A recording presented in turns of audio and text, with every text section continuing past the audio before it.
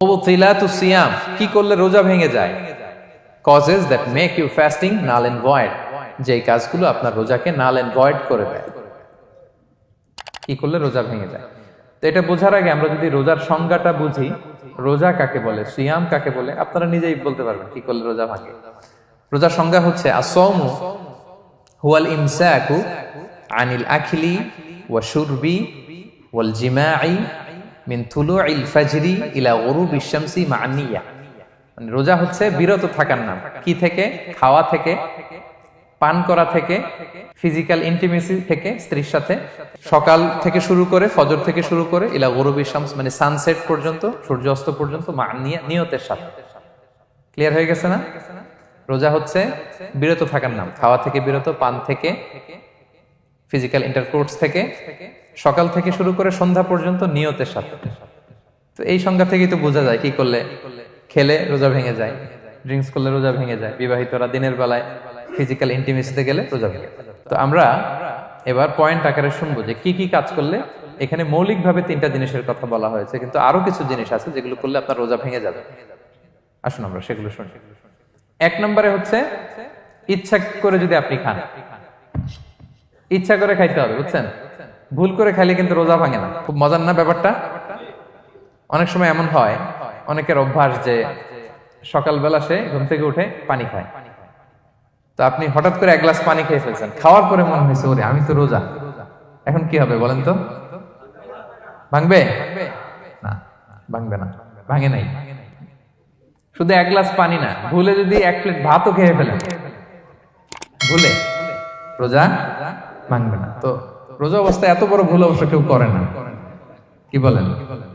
পানির এটা হয়ে যায়, তাও প্রথম 1, 2, 3 রোজায় হয় না?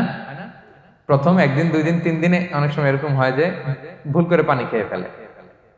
তো ভুল করে যদি কেউ খায় তার রোজা ভাঙে না। অথবা জোর করে যদি কাউকে খাওয়ানো হয় রোজা ভাঙে না। ফোর্সফুলি খাওয়াইলে ভাঙে না, ইন্টেনশনালি যদি কেউ খায় রোজা ভেঙে যায়। ক্লিয়ার? 2 নাম্বার, ড্রিঙ্কিং ইন্টেনশনালি, যদি পান করে ইচ্ছাকৃত, রোজা ভেঙে যায়। 3 নম্বরে হচ্ছে ফিজিক্যাল ইন্টারকোর্স, দিনের বেলায় যদি ফিজিক্যাল ইন্টিমেসিতে যায় হাজব্যান্ড ওয়াইফ এবং দেহ থেকে যদি সিমেন আউট হয় রোজা ভেঙে যায়।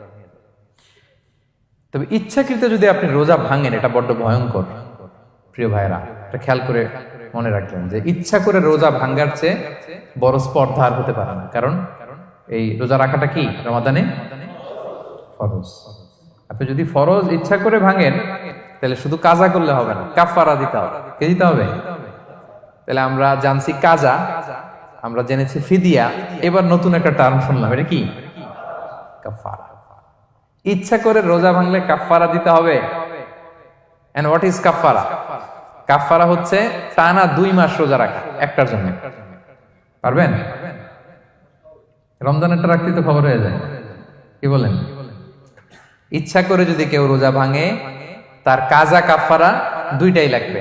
কাজা মানে কি? একটা রোজার জন্য একটা রাখা, আর কাফারা 2 মাস 60টা রোজা রাখা। 60 খবর আছে।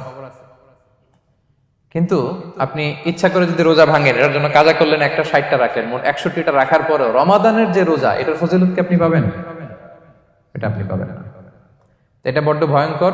আমরা যেন ইচ্ছা করে কেউ রোজা না ভাঙি। এই ইচ্ছা করে যদি কেউ রোজা ভাঙে অথবা ইচ্ছা করে দিনের বেলায় যদি কেউ ফিজিক্যাল ইন্টারকোর্স করে, তখন তার কাজাও করা লাগবে, কাফারাও করা লাগবে। এই ভুল যেন আমরা কখনো না করি, মনে থাকবে। এবার একটা মজার হাদিস শোনেন, সহিহ বুখারী। এক সাহাবী দৌড়ে এসে রাসূল সাল্লাল্লাহু আলাইহি ওয়াসাল্লামকে বলতেছে, ইয়া রাসূলুল্লাহ হালাকতু ইয়া রাসূলুল্লাহ, হে আল্লাহর রাসূল আমি তো শেষ। সাহাবী বলতেছে, ইয়া রাসূলুল্লাহ আমি তো শেষ। তুমি শেষ, কি হয়েছে তোমার? রাসূল সাল্লাল্লাহু আলাইহি ওয়াসাল্লাম বললেন, ওয়ামা আহলাকাক, তুমি কেন, কি সমস্যা? হালাকতু ইয়া রাসূলুল্লাহ লিটারাল মিনিং হচ্ছে, ইয়া রাসূলুল্লাহ আমি তো ধ্বংস হয়ে গেলাম। রাসূল বললেন, কি হয়েছে, কিভাবে ধ্বংস হইলাম? তো সাহাবী বললেন, ওয়াকাআতু আলা ইমরাআতি ফি রমাদান, আমি রমাদানে দিনের বেলায় আমার স্ত্রীর সাথে ফিজিক্যাল ইন্টারকোর্স করে ফেলেছি, আমি তো শেষ, ইয়া রাসূলুল্লাহ আমারে বাঁচান। তারপর রাসূল সাল্লাল্লাহু আলাইহি ওয়াসাল্লাম বললেন, হাল তাজিদু মা তা'তিকু রাকাবা, তুমি কি একটা দাস আজাদ করতে পারবে? কাফারার মূল বিধান হচ্ছে দাস আজাদ করা অথবা 60টা রোজা রাখা অথবা 60 জনকে খাওয়ানো। ওকে, তো রাসূল সাল্লাল্লাহু আলাইহি ওয়াসাল্লাম বলতেছে, তুমি কি একটা দাস আজাদ করতে পারবে? উনি বলল, না, আমার তো এই সক্ষমতা নাই, আমি পারবো না। তো রাসূল সাল্লাল্লাহু আলাইহি ওয়াসাল্লাম বললেন, ফাহাল তাস্তাতিউ আন তাসুমা শাহরাইনি মুতাতাবিআইন, তাহলে টানা 60 দিন রোজা রাখতে পারবে? বলতেছে, লা ইয়া রাসূলুল্লাহ, এটাও আমি পারবো না, 60 দিন রোজা রাখা আমার পক্ষে সম্ভব না। এরপর রাসূল সাল্লাল্লাহু আলাইহি ওয়াসাল্লাম বললেন, ফাহাল তাজিদু মা তুতঈমু 60 মিসকিনান, তাহলে 60 জনকে খাবার খাওয়াইতে পারবে? বলতেছে, না, এটাও পারবো না। তো কোনোটাই সে পারবে না। এবার উনি বসে রইলেন। ফাউতিয়া বিআরাকিন ফিহি তাম, হঠাৎ করে রাসূল সাল্লাল্লাহু আলাইহি ওয়াসাল্লামের কাছে এক ঝুড়ি খেজুর আসলো। এবার রাসূল সাল্লাল্লাহু আলাইহি ওয়াসাল্লাম বললেন, সেই লোক কোথায় যে কিছুই করতে পারবে না, একে ডাকো। এবার আসলেন। এবার রাসূল সাল্লাল্লাহু আলাইহি ওয়াসাল্লাম বললেন, তুমি দাসও আজাদ করতে পারবে না, 60 দিন রোজা রাখার নিয়ম এটাও পারবে না, 60 জনকে খাওয়ানো এটারও সক্ষমতা নাই, তাহলে এই যে এক ঝুড়ি খেজুর আসছে আমার কাছে, সাদাকার খেজুর, যাও এটা তুমি দান করে দাও আল্লাহর রাস্তায়। এবার উনি বলতেছে, আলা আফকারা মিন্না ইয়া রাসূলুল্লাহ, আমার চেয়েও গরীব কাউরে দান করব? রাসূল সাল্লাল্লাহু আলাইহি ওয়াসাল্লাম বললেন, হ্যাঁ। উনি বলতেছে যে আমার চেয়ে গরীব মদিনায় কেউ নাই। উনি বললেন, ফামা বাইনা লাবাতাইহা আহলু বাইতিন আহওয়াজু ইলাইহি মিন্না ইয়া রাসূলুল্লাহ, এই মদিনায় আমার চেয়ে গরীব, মানে এটার প্রতি মুখাপেক্ষী আমার চেয়ে বেশি কেউ আর নাই। ফাদাহিকান নবী সাল্লাল্লাহু আলাইহি ওয়াসাল্লাম, রাসূল সাল্লাল্লাহু আলাইহি ওয়াসাল্লাম এই কথা শুনে হেসে দিলেন। হাত্তা বাদাত আনিয়াবু, রাসূল সাল্লাল্লাহু আলাইহি ওয়াসাল্লামের চোয়ালের দুই পাশের দাঁত দেখা গেল। রাসূল সাল্লাল্লাহু আলাইহি ওয়াসাল্লাম সাধারণত হাসতেন না, দেহেক যেটা এটা খুব কম হাসতেন না, তিনি তাবাসসুম যেটা স্মাইলিং মুচকি হাসতেন, ওটাতে দাঁত দেখা যায়। কিন্তু এই লোকের কাণ্ড দেখে, এই সাহাবী রাদিয়াল্লাহু তাআলা আনহুর কাণ্ড দেখে রাসূল সাল্লাল্লাহু আলাইহি ওয়াসাল্লাম হাসি আর থামে রাখতে পারলেন না। ফাদাহিকান নবী সাল্লাল্লাহু আলাইহি ওয়াসাল্লাম, রাসূল সাল্লাল্লাহু আলাইহি ওয়াসাল্লাম এমন হেসে দিলেন যে ওনার দাঁত দেখা গেল, এরকম হাসি উনি হাসেন না। এরপর রাসূল সাল্লাল্লাহু আলাইহি ওয়াসাল্লাম বললেন, কি আর করা, যাও, ইযহাব ফাআতঈমহু আহলাক, যাও নিয়ে তোমার ফ্যামিলিতে খাও। করছো তুমি বড় ভুল, এখানে কাফারা দিতে হবে, 60টা রোজা রাখা, দাস মুক্তি, 60 জনকে খাওয়ানো, কিছুই পারবা না। আসলো খেজুরের বক্স, তোমার সাহায্য করার জন্য দিলাম, যাও এটা সদকা করো। এখন তুমি বলতেছো তোমার চেয়ে গরীব আর মদিনায় কেউ নেই, তো কি আর করা, যাও তুমি খাও। তো এই মজার হাদিসটা এই কাফারা রিলেটেড হাদিসের মধ্যে এসেছে। তো যদি আপনি ভুল করে,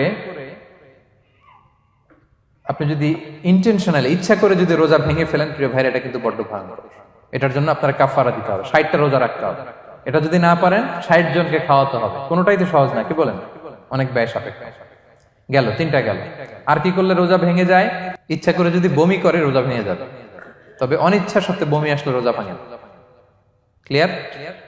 রাসূল সাল্লাল্লাহু আলাইহি ওয়াসাল্লাম বলেছেন, মান দারাআহুল কাইউ আই গালাবাহু ফালাইসা আলাইহি কাদা, কেউ যদি অনিচ্ছাকৃত বমি আসে কাজা করা লাগবে না। ওমান ইস্তাকা, কেউ যদি ইচ্ছা করে বমি করে আমদান ফালিয়াকদি, সেজন্য এই রোজাটা কাজা করে। আচ্ছা, 5 নাম্বার হচ্ছে আল ইস্তিমনা, মানে মাস্টারবেশন, হস্তমৈথুনের মাধ্যমে কেউ যদি সিমেন আউট করে তাহলে তার রোজা ভেঙে যাবে, এবং এটার জন্য কাজা কাফারা দুইটাই লাগবে।